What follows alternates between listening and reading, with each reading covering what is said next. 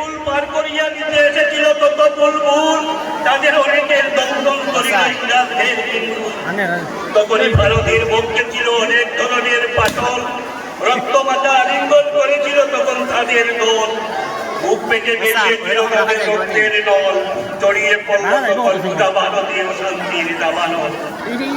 মুহূর্তে ঝাঁপিয়ে পড়ল সেটায় বিদেশিদের মনোবল, ভারত মাতা দেখিলেন তখন তার সন্তানের পিতার বাহুফল।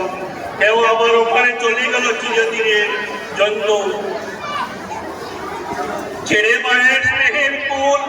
ক্ষুদিরাম অবিরাম মনে রাখি তুরা ওরা অন্যদের প্রজন। স্বাধীনতা বুঝে নিয়ে গেলি তোরা বিসর্জিয়ে নিজের জীবন।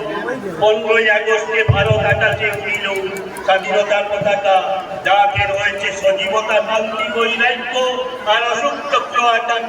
বিশ্বের মাঝে জ্ঞানে কর্মে ধর্মে ভারতই সর্বোত্তম। তাই মোরা করিয়া বলি জয় ভারত, বন্দে মাতরম।